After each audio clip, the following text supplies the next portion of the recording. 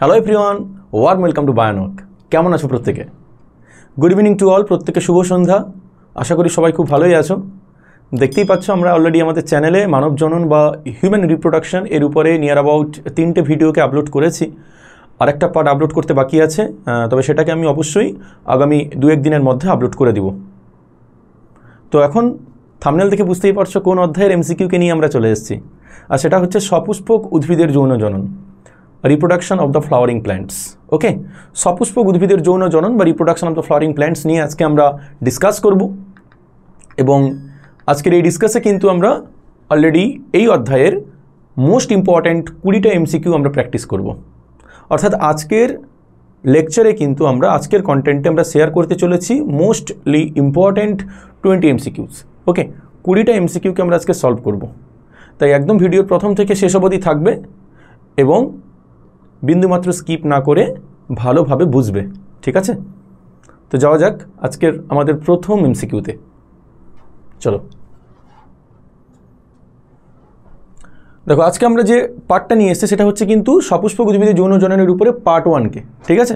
তো এই পার্ট 1-এ আমরা 20টা এমসিকিউকে সলভ করাবো বললাম। এইরকমভাবে কিন্তু টোটাল 4 থেকে 5টা পার্ট থাকবে এই অধ্যায়ের এমসিকিউ সিরিজ।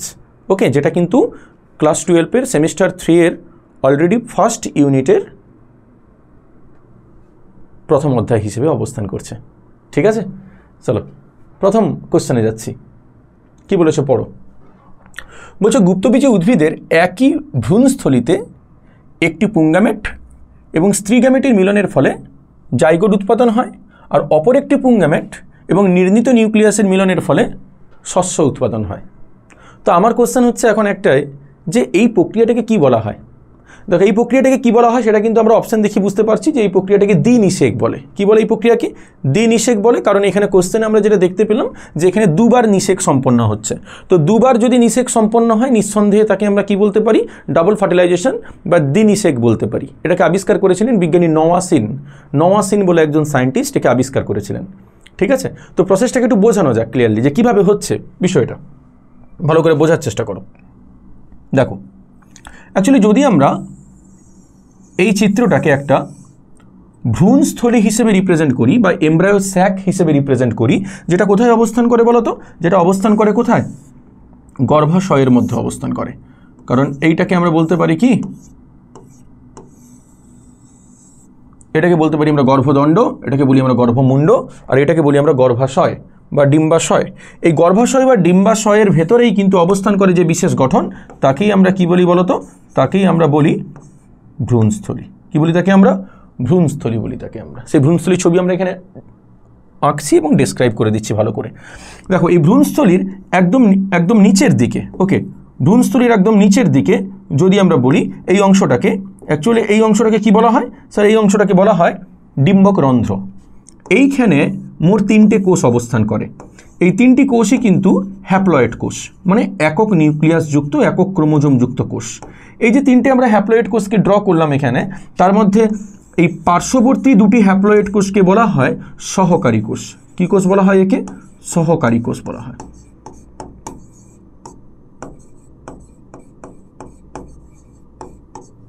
আমরা পার্শ্ববর্তী 2টি কোষকে সহকারী কোষ বলি, আর একদম মাঝখানে যে কোষটাকে আমরা দেখতে পাচ্ছি তাকে আমরা ডিম্বাণু বলি। কি বলি তাকে আমরা? ডিম্বাণু বলি। আর একদম মাঝে একটা আমরা বড় কোষ দেখতে পাই, যে কোষটা কিন্তু একটি ডিপ্লয়েড কোষ, মানে 2n সেল, যেটা কিন্তু একটি ডিপ্লয়েড কোষ বা 2n সেল। আর এই ডিপ্লয়েড কোষকে আমরা বলে থাকি নির্ণীত নিউক্লিয়াস। কি বলি তাকে আমরা? নির্ণীত নিউক্লিয়াস। ভালো করে বুঝবে। ওকে, একে আমরা কি বলি? নির্ণীত নিউক্লিয়াস। আর এই যে অংশটা আমরা উপরের দিকটা, এটাকে ডিম্বক মূল অংশ বলা হয়, এটাকে ডিম্বক রন্ধ্র বলা হয়। তো এই অংশে অবস্থান করে মোট 3টে কোষ। এই 3টে কোষকে বলা হয় অ্যান্টিপোডাল সেল, যাকে আরেক কথায় বলা হয় প্রতিপাদ কোষ সমষ্টি। কি বলা হয় এই 3টে কোষকে? আমরা এই 3টে কোষকে বলে থাকি প্রতিপাদ কোষ সমষ্টি। এই 3টে কোষকে আমরা প্রতিপাদ কোষ সমষ্টি বলে থাকি। প্রতিবাদ নয়, প্রতিপাদ কোষ সমষ্টি বলে থাকি। এবারে তোমাকে জানতে হবে যে যদি এইটাকে আমরা পরাগ নালী বলি, যেটা প্রবেশ করছে অলরেডি মানে ভ্রূণস্থলীর মধ্যে, এই পরাগ নালীর মধ্যে মোট 2টি শুক্রাণু অবস্থান করে। কটি শুক্রাণু অবস্থান করে? 2টি শুক্রাণু অবস্থান করে। তো একটি পরাগ রেণু থেকে 2টি শুক্রাণু মানে উৎপাদন হয় মাইটোসিস কোষ বিভাজনের মাধ্যমে। কারণ তোমাকে এখানে জানতে হবে পরাগ রেণু মাতৃকোষ থেকে মিওসিস কোষ বিভাজনের ফলে উৎপন্ন হয়। কিন্তু প্রত্যেকটি পরাগ রেণু থেকে কিন্তু 2টি করে শুক্রাণু উৎপাদন হয় এবং সেটা হয় মাইটোসিস কোষ বিভাজনের ফলে। তো মাইটোসিস কোষ বিভাজনের দ্বারা 2টি কি উৎপাদন হবে? 2টি শুক্রাণু উৎপাদন হবে। এবারে এই যে 2টি শুক্রাণুকে আমরা দেখতে পাচ্ছি, এদের মধ্যে একটা শুক্রাণু কাকে নিষিক্ত করবে বলো তো? ডিম্বাণুকে নিষিক্ত করবে। তো ডিম্বাণু হচ্ছে কোনটা? মাঝখানেরটা ডিম্বাণু। এই ডিম্বাণু হচ্ছে এন আর সাথে শুক্রাণু হচ্ছে এন। তো সেখান থেকে যে নতুন কোষ উৎপাদন হবে সেটি হচ্ছে কিন্তু 2n। এই 2n কোষকে আমরা বলে থাকি জাইগোট। কি বলি আমরা এই 2n কোষকে? আমরা এই 2n কোষকে বলে থাকি জাইগোট। ওকে, এই 2n সেলকে আমরা কিন্তু জাইগোট বলে থাকি। আর এটা হচ্ছে প্রথম নিষেক। এখানে আমরা দেখতে পাচ্ছি শুক্রাণুটা ডিম্বাণুটাকে নিষিক্ত করছে এবং জাইগোট তৈরি করছে। This is the first fertilization. এটা হচ্ছে প্রথম নিষেক। তো এখানে একটা শুক্রাণু ব্যবহার হয়ে গেল, আর পড়ে আছে আরেকটা শুক্রাণু। এই শুক্রাণুটা আবার কাকে নিষিক্ত করবে? এই শুক্রাণুটা নিষিক্ত করবে কাকে? নির্ণীত নিউক্লিয়াসকে নিষিক্ত করবে। আর আমরা জানি নির্ণীত নিউক্লিয়াস হচ্ছে 2n। তো তাকে যদি শুক্রাণু নিষিক্ত করে মানে n, তো সেখান থেকে তৈরি হবে কি? সেখান থেকে তৈরি হবে 3n। এই 3nকে আমরা কি বলি? এই 3nকে আমরা শস্য বলি। কি বলি আমরা একে? এন্ডোস্পার্ম বা শস্য বলে থাকি। তো দ্বিতীয়বার যে নিষেক তৈরি হচ্ছে সেই নিষেকে কি উৎপাদন হচ্ছে? শস্য উৎপাদন হচ্ছে। তাহলে দুবার নিষেক।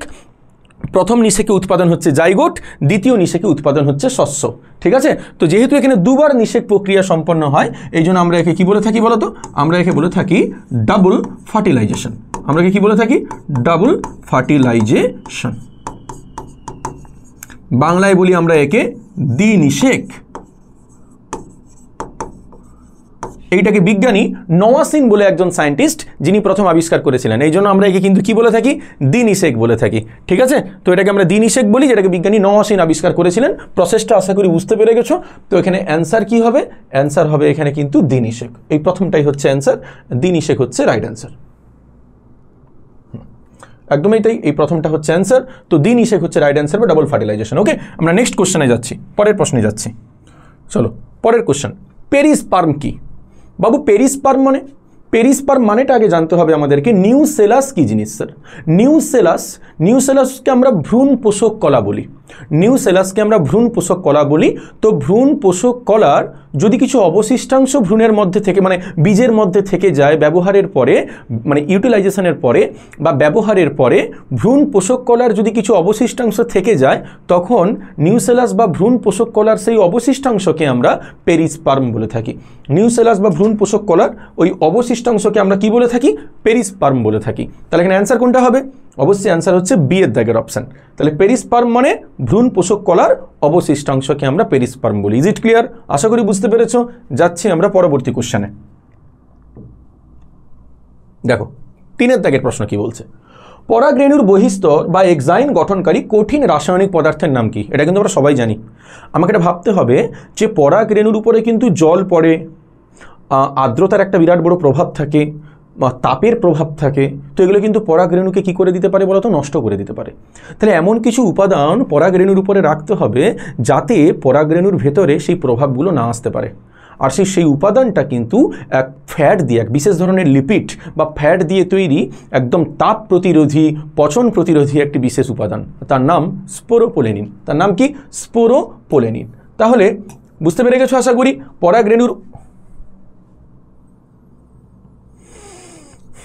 পরাগরেণুর বাহ্যিক অংশ যে বিশেষ তৈলাক্ত বা ফ্যাট জাতীয় পচনরোধী, তাপরোধী পদার্থ দিয়ে তৈরি হয়, তার নাম হচ্ছে স্পোরোপোলেনিন। ক্লিয়ার হয়েছে? নেক্সট কোশ্চেনে যাচ্ছি। ডিম্বকের ভ্রূণ পোষক কেমন প্রকৃতির হয়? দেখো কতগুলি ছোট কনসেপ্ট দিচ্ছি, মন দিয়ে বোঝার চেষ্টা করো। ডিম্বকের ভ্রূণ পোষক কেমন প্রকৃতির হয় দিলে তুমি বুঝতে পেরে যাবে। দেখো এখানে কতগুলো কোষের নাম বলছি, আগে তাদের প্লয়েডিকে বুঝতে হবে।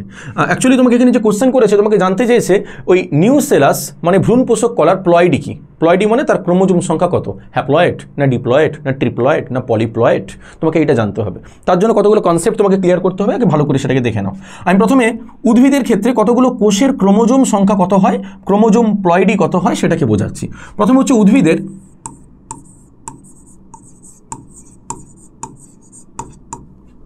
মূল, কাণ্ড, পাতা ইত্যাদি, মানে এগুলো হচ্ছে কি বলা যায়, এগুলো হচ্ছে তাদের দেহের অংশ। এগুলোতে ক্রোমোজোম সংখ্যা সবসময় কেমন থাকে বলো তো, ডিপ্লয়েড থাকে। দ্বিতীয়ত হচ্ছে নিউসেলাস, মানে ভ্রূণ পোষক কলা যাকে বলা হয়, এর ক্রোমোজোম সংখ্যা সবসময় কেমন থাকে বলো তো, এটাও ডিপ্লয়েড থাকে। তৃতীয়ত হচ্ছে রেণু, রেণুর ক্রোমোজোম সংখ্যা সবসময় জানো হ্যাপ্লয়েড থাকে, কারণ আমরা জানি যে রেণু সবসময় কিন্তু গ্যামেটেরই মতো একটি হ্যাপ্লয়েড কোষ। এবারে বলি রেণু মাতৃকোষ,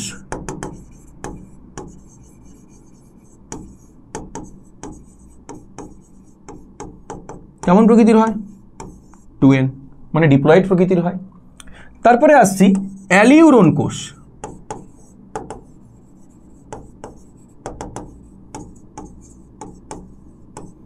কেমন প্রকৃতির হয়, 3n প্রকৃতির হয়। কেন হয় সেটা আমি একটু পরেই বলছি। আর তারপরে আসছি শস্য, কেমন প্রকৃতির হয়, 3n প্রকৃতির হয়। শস্যের উপরে যে স্তর থাকে সেই স্তরের নাম হচ্ছে অ্যালিউরন স্তর, আর যেহেতু সেটি শস্যের উপরে অবস্থান করে যার জন্য কিন্তু আমরা একে কি বলতে পারি, যার জন্য কিন্তু আমরা একে ট্রিপ্লয়েড বলতে পারি। যেহেতু এটি কোথায় অবস্থান করছে, শস্যের উপরে অবস্থান করছে। শস্য ট্রিপ্লয়েড হয়, শস্য সর্বদা ট্রিপ্লয়েড প্রকৃতির হয়, দ্বিনিষেক প্রক্রিয়ায় উৎপাদন হয়, তো তারই উপরে অবস্থান করছে অ্যালিউরন স্তর, যার জন্য আমরা একে কি বলতে পারি, ট্রিপ্লয়েড বলতে পারি। তাহলে বুঝতে পারছো প্ল্যান্টের বা উদ্ভিদের শরীরে এই কোষগুলোর প্লয়েডই কি, মানে ক্রোমোজোম কিভাবে অবস্থান করে, ডিপ্লয়েড অবস্থায় না হ্যাপ্লয়েড অবস্থায় না ট্রিপ্লয়েড অবস্থায় নাকি টেট্রাপ্লয়েড পলিপ্লয়েড অবস্থায়। তাহলে দেখো বুঝতেই পারছো already 2n 2n n 2n 3n 3n কীভাবে অবস্থান করছে সবগুলো আমরা বুঝিয়ে দিয়েছি অলরেডি। তো এটাকে ভালো করে বুঝে নিও, দিলে তুমি এখানে অ্যান্সারটা ইজিলি করতে পারবে। কারণ তোমাকে এখানে প্রশ্নে বলেছে ডিম্বকের ভ্রূণ পোষক মানে নিউসেলাস এর প্লয়েডি কি। দেখো নিউসেলাসের প্লয়েডি কেমন হবে, অবশ্যই ডিপ্লয়েড হবে, যেটা আমরা এখানে লিখেছি। তাহলে হ্যাপ্লয়েড কোনটি হবে, রেণু বা গ্যামেট যাকে বলা হয়। ট্রিপ্লয়েড কোনটি হবে, শস্য এবং অ্যালিউরন কলার কোষগুলো। আর পলিপ্লয়েড তো উদ্ভিদের ক্ষেত্রে আমরা দেখতে পাই, যত বায়োটেকনোলজি যদি আমরা পড়াশোনা করি, বায়োটেকনোলজি আমরা স্টাডি করব, সেমিস্টার 4-এ পড়াশোনা করব, সেখানে আমরা পলিপ্লয়েডকে নিয়ে আলোচনা করব। ঠিক আছে, মিউটেশনেও পলিপ্লয়েডকে নিয়ে আলোচনা করা যায়, সেটা উদ্ভিদের ক্ষেত্রেই বেশি পরিমাণে দেখতে পাওয়া যায়। উদ্ভিদ কোষের মধ্যে ক্রোমোজোম সংখ্যা প্রচুর পরিমাণে বাড়ানো হয়, যার ফলে হাইব্রিডাইজেশন হয়, সংকরায়ন করানো হয়, হাইব্রিডাইজেশন হয়, উদ্ভিদের ফলন অনেক বেড়ে যায়। এবং শুধু তাই নয়, উদ্ভিদের যে সমস্ত ফলের আকার সেগুলো অনেক বৃদ্ধি পায় এবং বাজারে রপ্তানি করে অনেক বেশি মুনাফা অর্জন করা যায় বা অর্থ ইনকাম করা যায় আর কি। ঠিক আছে, আশা করি বুঝতে পেরে গেছো। তো যাচ্ছি আমরা নেক্সট কোশ্চেনে। চলো পরের প্রশ্ন। প্রদত্ত কোনটি, দেখো এখানে কোনটি বানান ভুল হয়েছে, বেশ কয়েকটি কোশ্চেনে রয়েছে অলরেডি স্লাইডে, যেখানে কোনটি স্পেলিং কিন্তু সিলি মিস্টেক হয়েছে এডিট মানে পিপিটি তৈরি করার সময়, পাওয়ার পয়েন্ট প্রেজেন্টেশন জেনারেশনের সময় কোনটি বানানটা ভুল হয়েছে, তো এটাকে একটু মানিয়ে নিও। ওকে, চলো কোশ্চেন। প্রদত্ত কোনটি স্বপরাগযোগের সুবিধা হিসেবে বিবেচিত। বাবু স্বপরাগযোগের সুবিধা কি কি হতে পারে, এখানে অপশন বলে দিয়েছে। প্রথমে বলেছে এই প্রক্রিয়ায় প্রজাতির বিশুদ্ধতা রক্ষা পায়। স্বাভাবিকভাবে স্বপরাগযোগ মানে একই গাছের দুটি ফুলের মধ্যে অথবা একই গাছের একই ফুলে পরাগযোগ হবে। তাহলে নিশ্চয়ই বুঝতে পারছো গাছটাকে উভলিঙ্গ হতে হবে বা ফুলটাকে উভলিঙ্গ হতে হবে। তো সেক্ষেত্রে যদি উভলিঙ্গ ফুল হয় তাহলে সেক্ষেত্রে কিন্তু আমরা কি দেখতে পাবো না, উভলিঙ্গ ফুল যদি আমরা এটাকে একটা গাছ কল্পনা করি, এই গাছে আমি ধরলাম যে দুটো ব্রাঞ্চ আছে মানে দুটো শাখা আছে, এই শাখায় একটি ফুল হয়েছে এবং আমি সাপোজ ধরলাম এই শাখায় আর একটি ফুল হয়েছে। তো সাপোজ এই শাখায় যে ফুলটা আছে সেই ফুলটা কিন্তু একটি কি ফুল, সেই ফুলটা হচ্ছে একটি উভলিঙ্গ ফুল। আর এই শাখায় যে ফুলটা রয়েছে সেটাও কিন্তু একটি কি ফুল, উভলিঙ্গ ফুল। তাহলে এই ফুলের পরাগরেণু যদি এই ফুলে আপতিত হয় তাহলে সেখানে কি হবে, পরাগযোগ হবে। উভলিঙ্গ মানে বুঝতেই পারছো এর মধ্যে কি রয়েছে, পুংকেশর চক্র রয়েছে, সাথে গর্ভকেশর চক্রও রয়েছে। তো একই ফুলে পরাগযোগ হলে তখন সেই স্বপরাগযোগকে আমরা কি বলি বলতো, তখন তাকে আমরা বলি অটোগ্যামি। কি বলি তাকে আমরা, অটোগ্যামি। ওকে, আর যদি এই ফুল থেকে বা এই ফুল থেকে পরাগরেণু যদি তার একই গাছের অন্য ফুলে এসে আপতিত হয় তখন সেই পরাগযোগকে আমরা বলি গেইটেনোগ্যামি।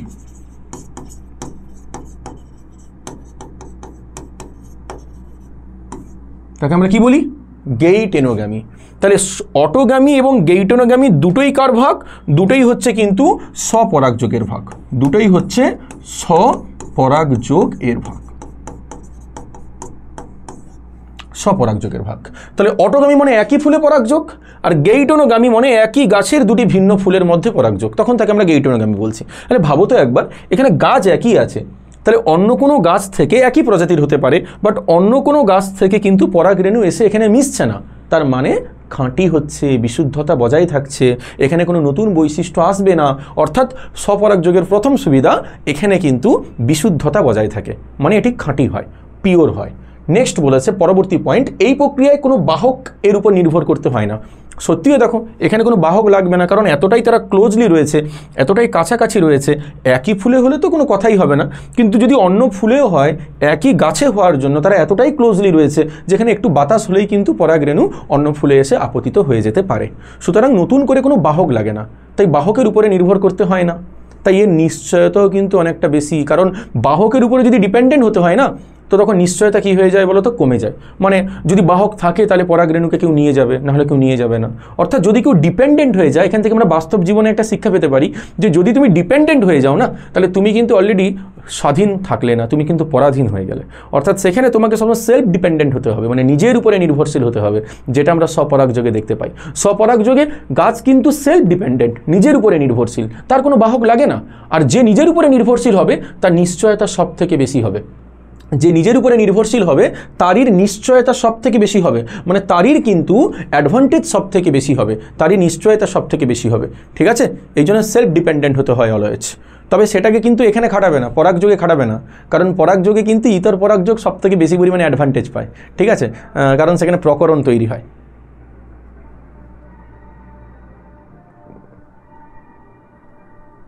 চলো আমরা এবার এখানে দেখে নিই, এই প্রক্রিয়া কোনো বাহকের উপরে নির্ভর করতে হয় না, বুঝতেই পারছো কোনো বাহকের উপর নির্ভর করতে হয় না। পরবর্তী পয়েন্ট বলেছে যেটা, এই প্রক্রিয়ায় অধিক সংখ্যক পরাগরেণুর প্রয়োজন হয় না। দেখো সত্যি কথা বলতে কি, এই প্রক্রিয়ায় অধিক সংখ্যক পরাগরেণু লাগে না, তার কারণ যেহেতু একই গাছের দুটি ফুলের মধ্যে হচ্ছে বা একই ফুলে পরাগযোগ হচ্ছে, যার জন্য কিন্তু অধিক পরিমাণ পরাগরেণু মানে দরকার হয় না, যেটা আমরা ইতর পরাগযোগে দেখতে পাই যে প্রচুর পরিমাণে পরাগরেণু দরকার হয়, যেটা কিন্তু এখানে লাগে না। কারণ ইতর পরাগযোগে একটা গাছ থেকে অন্য গাছের মধ্যে অলরেডি ট্রান্সফার করতে হয়। কাকে ট্রান্সফার করতে হয়? রেণুকে ট্রান্সফার করতে হয়।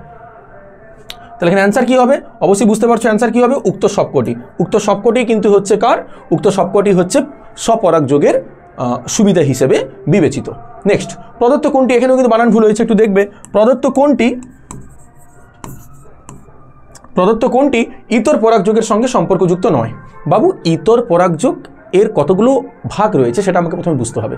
ইতর পরাগযোগ মানে একই প্রজাতির দুটি ভিন্ন গাছের ফুলের মধ্যে পরাগযোগ, যাকে আমরা কি বলি? ইতর পরাগযোগ বলি। একই প্রজাতির দুটি ভিন্ন গাছের ফুলের মধ্যে পরাগযোগকে আমরা কি বলি? ইতর পরাগযোগ বলি।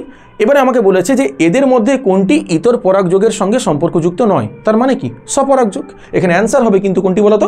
ক্লিষ্টগামী হবে। কিন্তু আমি কি শিখিয়েছি? প্রথমে এমসিকিউ সলভ করতে গেলে ভুলগুলোকে প্রথমে বাছতে হয়, তাই এখানে কতগুলো ভুল? 3টে ভুল।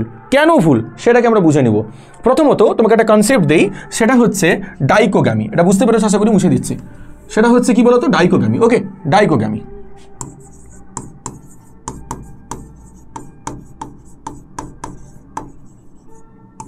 ডাইকোগামী, এই ডাইকোগামীকে দুভাগে ভাগ করা হয়। তার মধ্যে একটা হচ্ছে প্রোট্যান্ড্রি,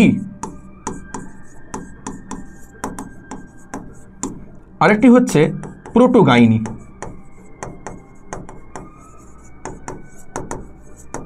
তো একটি হচ্ছে প্রোট্যান্ড্রি, অন্যটি হচ্ছে প্রোটোগাইনি। এই ডাইকোগামীর মানে উভলিঙ্গ ফুলে পুংকেশর গর্ভকেশরের মধ্যে দুটোই যদি একই সঙ্গে পরিণত না হয়, অর্থাৎ যদি পুংকেশর পরিণত হচ্ছে তো ওই সময় গর্ভকেশর পরিণত হচ্ছে না, আবার যদি গর্ভকেশর পরিণত হচ্ছে তো ওই সময় পুংকেশর পরিণত হচ্ছে না, এইরকম কন্ডিশনকে আমরা কি বলি? ডাইকোগামী বলি। তাহলে ভাবো তো, কোনো উভলিঙ্গ ফুলে যদি দুটি উপাদান মানে পুংকেশর গর্ভকেশর একই সঙ্গে পরিণত না হয়, তাহলে সেখানে স্বপরাগযোগ তো হবেই না, সেখানে কি হবে? ইতর পরাগযোগ হবে। এবারে বলি, যদি আগে পুংকেশর পরিণত হয়ে যায়, গর্ভকেশরের আগে যদি পুংকেশর পরিণত হয়ে যায়, তখন সেই কন্ডিশনকে আমরা কি বলি বলতো? সেই কন্ডিশনকে আমরা বলি প্রোট্যান্ড্রি। অ্যান্ড্রো কথার অর্থ হচ্ছে পুরুষ, অর্থাৎ পুংকেশর পরিণত হচ্ছে, প্রোট্যান্ড্রি। আর যদি পুংকেশর পরিণত হওয়ার আগে গর্ভকেশর পরিণত হয়ে যায়, তখন সেই কন্ডিশনকে আমরা কি বলি? প্রোটোগাইনি বলি। তাহলে এগুলো কার ভাগ? ইতর পরাগযোগের ভাগ। এগুলো হচ্ছে ইতর পরাগযোগ সংক্রান্ত কৌশল বা মেকানিজম ডাইকোগামি। তাহলে আমাকে কি বলেছে, কোনটি ইতর পরাগযোগের সঙ্গে সম্পর্কিত নয়, বাট এগুলো তো ইতর পরাগযোগের সঙ্গে সম্পর্কিত। তাহলে অ্যান্সার কিন্তু প্রোটোএন্ট্রি প্রোটোগাইনি কোনোটাই হবে না, কারণ দুটোই কার ভাগ, দুটোই হচ্ছে ডাইকোগামির ভাগ। নেক্সট যাচ্ছে হার্কোগামি। স্যার হার্কোগামিও একটি ইতর পরাগযোগ সংক্রান্ত কৌশল। কিভাবে? হার্কোগামিতে কি হয় না, ডাইকোগামিতে যেমনভাবে আমরা দেখতে পাচ্ছি কি পুরুষ এবং স্ত্রী একই সঙ্গে পরিণত হচ্ছে না, দুটো ভিন্ন টাইমে পরিণত হচ্ছে, বাট হার্কোগামিতে দুটো একই সঙ্গেই পরিণত হয়। কিন্তু ঘটনা কি?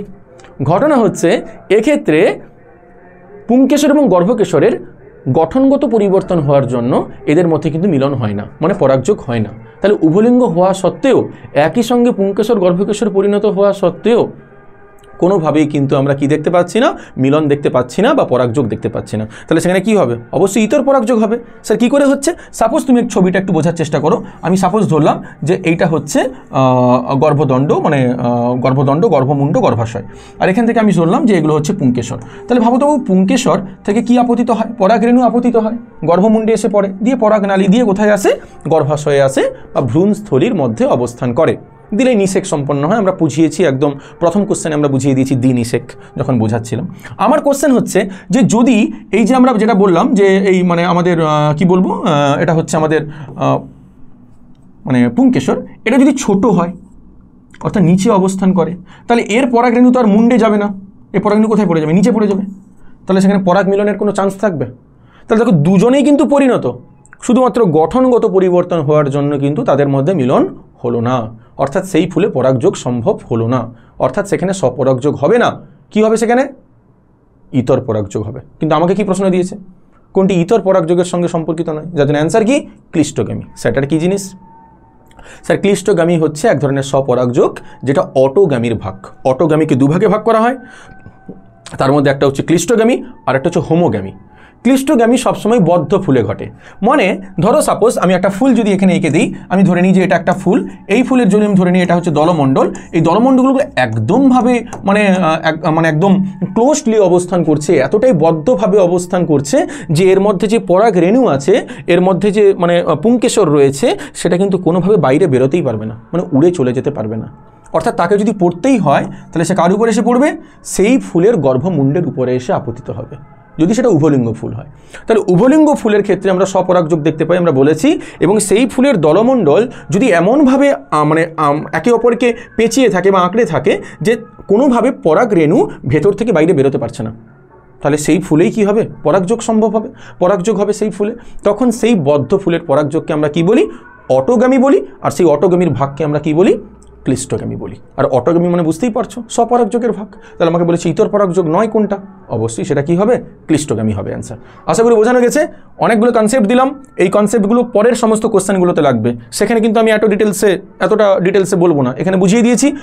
স্ক্রল করে করে যাবে, দিয়ে এই জায়গাটাকে বারবার দেখবে, ঠিক আছে? দিলে আরও ভালো করে ক্লিয়ার হতে পারবে।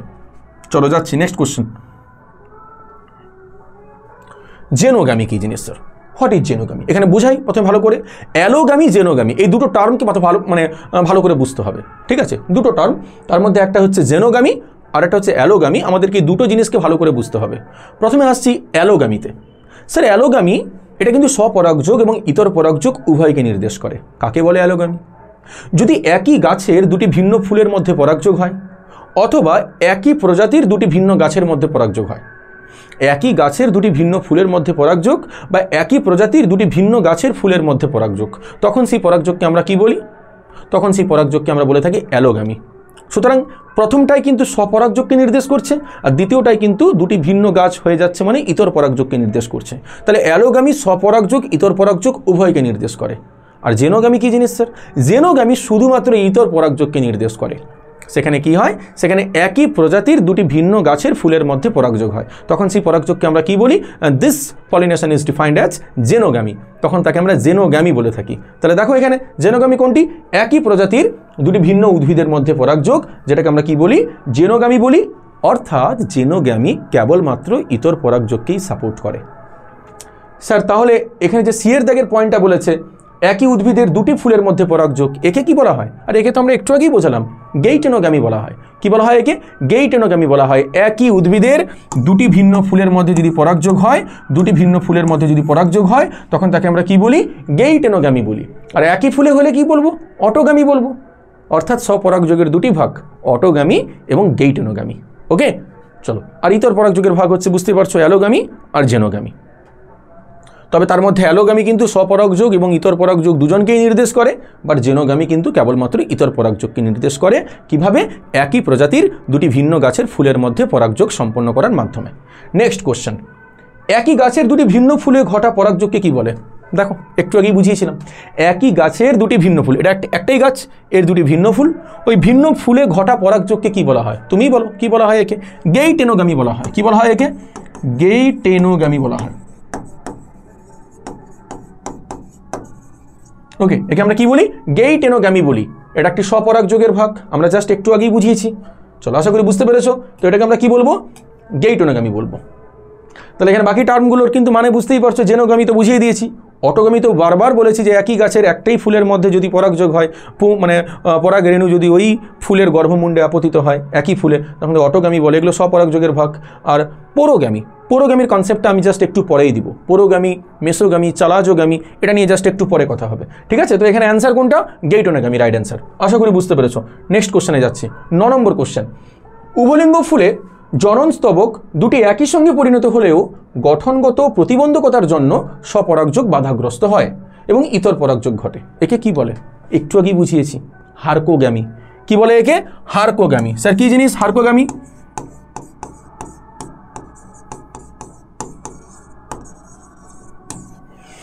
কি বলে একে? হার্কোগামী। কি জিনিস স্যার? What is হার্কোগামী? কোন একটা উভলিঙ্গ ফুল, তার কিন্তু মানে পুংকেশর, গর্ভকেশর একই, মানে কি বলা যায়, মানে তাদের একই সঙ্গেই পরিণত হচ্ছে, তাদের মধ্যে কোনো ভিন্নতা দেখতে পাওয়া যাচ্ছে না। অর্থাৎ সেটা প্রপারলি একটি বাইসেক্সুয়াল ফ্লাওয়ার বা একটি উভলিঙ্গ ফুল, যেখানে আমরা দেখতে পাচ্ছি পুংকেশর, গর্ভকেশর কিন্তু একই সঙ্গেই পরিণত হচ্ছে। বাট ঘটনা কি ঘটছে বলো তো? ঘটনা ঘটছে কি, দুজনের আকৃতি আলাদা, মানে গঠনগত পরিবর্তন হয়ে গেছে। আমি একটু আগে দেখিয়েছিলাম না, গর্ভমুণ্ড একদম উঁচুতে অবস্থান করছে, পরাগরেণু একদম নিচুতে অবস্থান করছে, যার জন্য পরাগরেণু কিন্তু গর্ভমুণ্ডের উপরে আপতিত হতে পারছে না। কোথায় পড়ে যাচ্ছে? নিচে পড়ে যাচ্ছে। আর যার ফলে সেখানে পরাগ মিলন হচ্ছে না।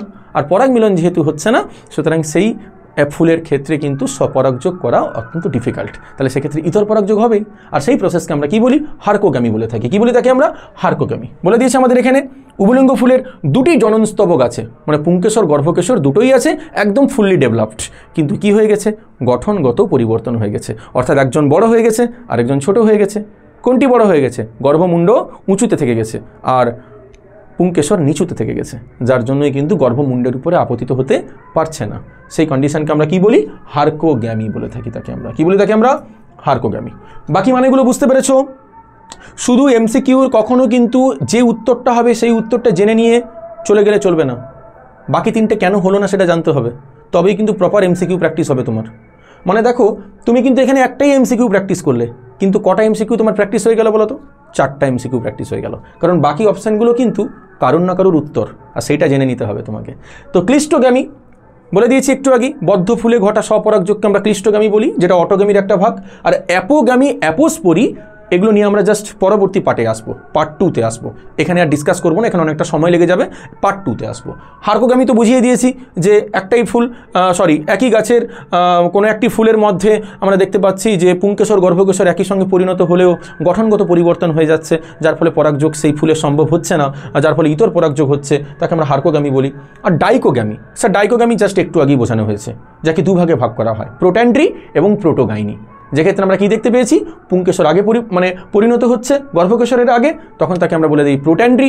আর যদি গর্ভকেশর আগে পরিণত হয় পুংকেশরের আগে, তখন তাকে কি বলা হয়? প্রোটোগাইনি। তাহলে এখানে অ্যান্সার কি? এখানে অ্যান্সার হচ্ছে হার্কোগামী। Is it clear? বুঝতে পেরেছো? নেক্সট কোশ্চেনে যাচ্ছি আমি। প্রদত্ত কোনটি, স্পেলিং মিস্টেক, প্রদত্ত কোনটি বায়ু পরাগী ফুলের বৈশিষ্ট্য নয়? তাহলে এখানে 4টে অপশান আছে, 4টে অপশানের মধ্যে একটাই কেবলমাত্র কিন্তু বায়ু পরাগী ফুলের বৈশিষ্ট্য নয়, বাকি 3টে বায়ু পরাগী ফুলের বৈশিষ্ট্য। কোনটা নয় দেখে নাও। ফুল বড়, উজ্জ্বল বর্ণযুক্ত, গন্ধযুক্ত। আচ্ছা, কখনো হয় উজ্জ্বল বর্ণ এবং গন্ধযুক্ত কখনো ফুল হয়? বায়ু পরাগী ফুল, ফুল কখনো বড় হতে পারে? বড় হলে বায়ুতে সে উড়বে, মানে তার পরাগ রেণুগুলো উড়ে যাবে কেমন করে? ভারী হয়ে যাবে তো। আর উজ্জ্বল বর্ণের কখনোই হয় না বাইপরাগী ফুল। বাইপরাগী ফুল সবসময় অনুজ্জ্বল হয় এবং গন্ধহীন হয়, কারণ গন্ধযুক্ত হয় কেবলমাত্র এন্টোমোফিলাস, মানে যেটাকে আমরা বলি পতঙ্গ পরাগী ফুল, যেখানে মানে কেন গন্ধযুক্ত হয় তার পেছনে কারণ আছে, যার প্রধান কারণ হচ্ছে কিন্তু পতঙ্গকে আকৃষ্ট করার জন্য। তাহলে এখানে অ্যান্সার কী হবে? এখানে অ্যান্সার হবে ফুল বড়, উজ্জ্বল বর্ণযুক্ত এবং গন্ধযুক্ত, কারণ আমাকে বলে দিয়েছে এদের মধ্যে কোনটি বাইপরাগী ফুলের বৈশিষ্ট্য নয়। তাহলে এটাই হচ্ছে বাইপরাগী ফুলের বৈশিষ্ট্য নয়। তাহলে কোন ফুলের বৈশিষ্ট্য? এটা পতঙ্গ পরাগী ফুলের বৈশিষ্ট্য, আর বাকি সবগুলোই কিন্তু বাইপরাগী ফুলের বৈশিষ্ট্য। দেখে নিও, আশা করি বুঝতে পারবে। নেক্সট কোশ্চেন, প্রদত্ত কোনটি, আবার এখানে স্পেলিং মিস্টেক হয়েছে, কোনটি বানান বারবার ভুল?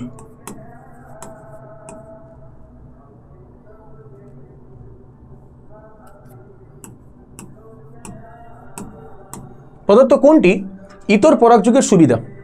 আচ্ছা, প্রদত্ত কোনটি ইতর পরাগযোগের সুবিধা?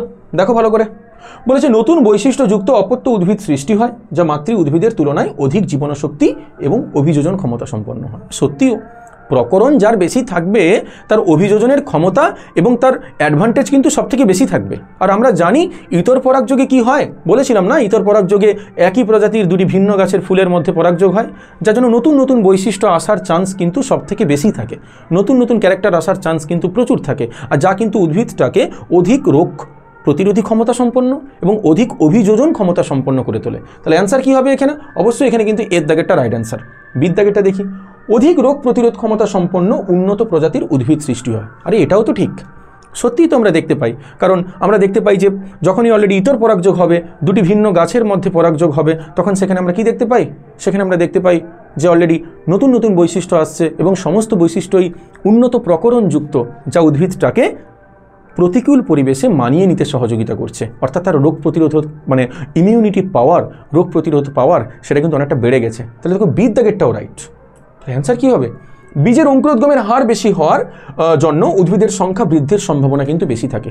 এটাও ঠিক, বীজের অঙ্কুরোদ্গমের হার অনেকটাই বৃদ্ধি পায় যদি ইতর পরাগযোগ হয়। তাহলে তিনটেই ঠিক। তাহলে বুঝতেই পারছো অ্যান্সার কোনটা হবে? অ্যান্সার হচ্ছে এখানে ডির দাগেরটা, সবকটি। অ্যান্সার কি? ডির দাগেরটা সবকটি হচ্ছে কার? ইতর পরাগযোগের সুবিধার মধ্যে পড়ছে। নেক্সট কোশ্চেনে যাচ্ছি, একটি আদর্শ ফুলে পুংস্তবক স্ত্রী স্তবকের আগে পরিণত হলে তাকে কি বলে? শিখিয়েছিলাম আমি, কি শিখিয়েছিলাম? ডাইকোগ্যামি বলেছিলাম। ডাইকোগ্যামি মানে এখানে পুংস্তবক স্ত্রী স্তবক একই সঙ্গে পরিণত হচ্ছে না।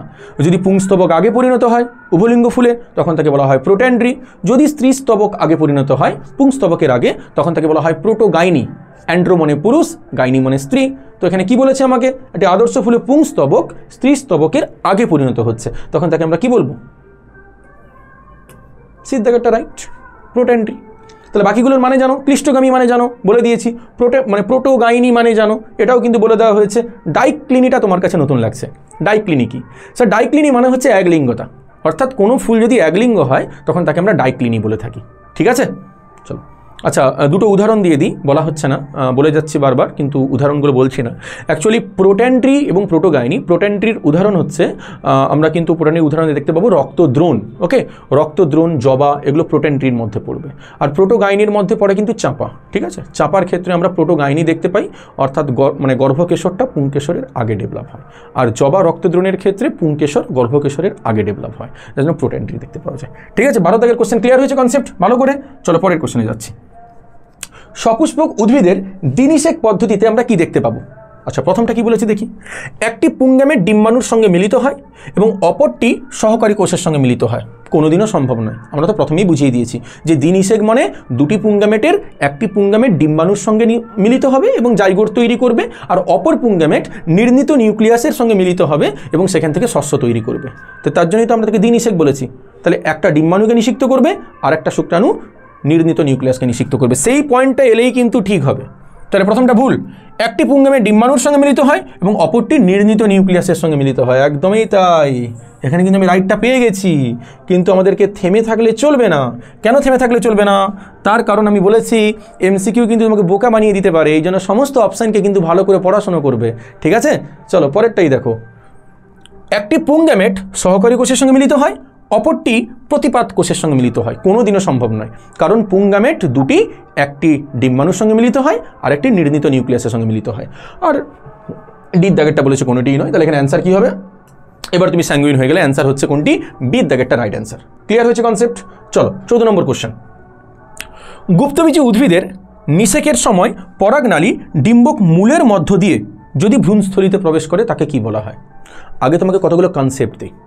এখানে 3টে টার্ম আমি তোমাকে দিব, তার মধ্যে একটা হচ্ছে কি বলতো? একটা হচ্ছে পুরোগামী, একটি পুরোগামী, দ্বিতীয়টা হচ্ছে চালাজগামী,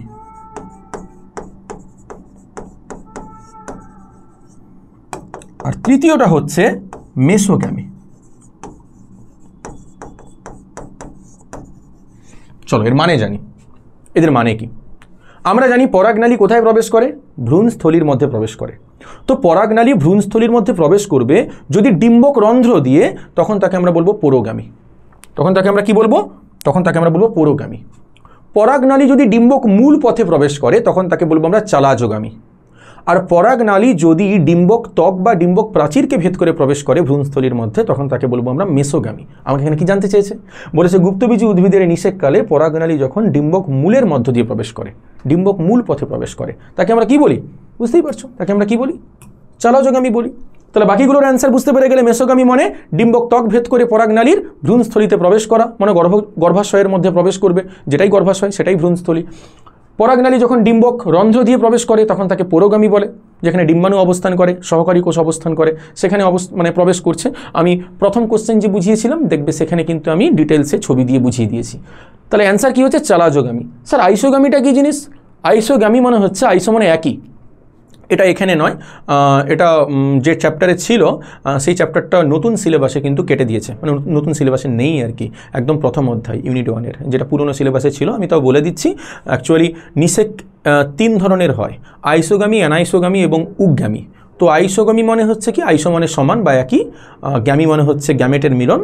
তো একই আকৃতি বিশিষ্ট যদি দুটি গ্যামেটের মিলন হয় তখন তাকে আমরা আইসোগামী বলে থাকি। তো এখানে অ্যান্সার কিন্তু এটা হবে না, কারণ এখানে অ্যান্সার হচ্ছে কোনটি? অ্যান্সার হচ্ছে সি এর দাগেরটা, মিনস চালাজগামী, কারণ এখানকার কনসেপ্টটাই সম্পূর্ণ আলাদা, এটা কিন্তু এদের কারোর সঙ্গে মিলছে না, এই জন্য সি এর দাগেরটা রাইট অ্যান্সার। চলো পরের কোশ্চেনে যাচ্ছি আমরা। প্রদত্ত কোনটি, এখানে কোনটি বানান আবার ভুল হয়েছে,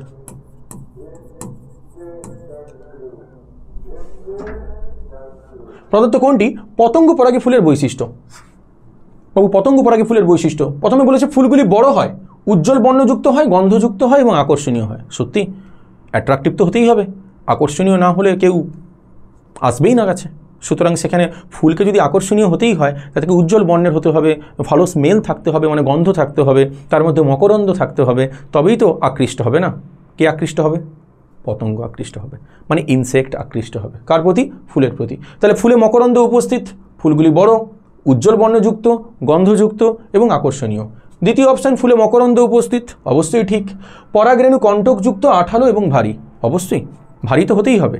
পরাগরেণু কণ্টকযুক্ত হতে হবে, আঠালো হতে হবে, যাতে পতঙ্গের ডানায় এবং পায়ে যাতে চিটিয়ে থাকতে পারে এবং সহজে যেতে পারে পরবর্তী গাছে, নাহলে পরাগরেণুটা কী হবে? অপচিত হবে। আর এটা তো নেচার কখনো চায় না, প্রকৃতি কখনো চায় না যে পরাগরেণু অপচিত হোক, মানে অপচয় হোক, নষ্ট হয়ে যাক, কিন্তু তাও হয়। ইতর পরাগযোগ মানে তো পরাগরেণুর সামান্য অপচয় হবেই। তো এখানে অ্যান্সার কিন্তু কী হবে বলো তো? অ্যান্সার হবে এখানে সবকটি। অ্যান্সার কী হবে এখানে? সবকটি। নেক্সট কোশ্চেন, পতঙ্গ পরাগী ফুলের পরাগরেণুর এক্সাইন স্তর যে হলুদ রঙের সান্দ্র আঠালো তৈলাক্ত পদার্থ দিয়ে আবৃত থাকে তাকে কি বলা হয়? পোলেন কিট বলে তাকে। কি বলে তাকে?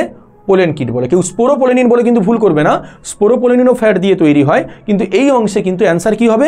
Pollen kit. পোলেন কিট কিন্তু আমরা দেখতে পাই কেবলমাত্র পতঙ্গ পরাগী ফুলের ক্ষেত্রে পরাগরেণুর চতুর্দিক একটা বিশেষ উপাদান দিয়ে আবৃত থাকে, যাকে আমরা পোলেন কিট বলে থাকি।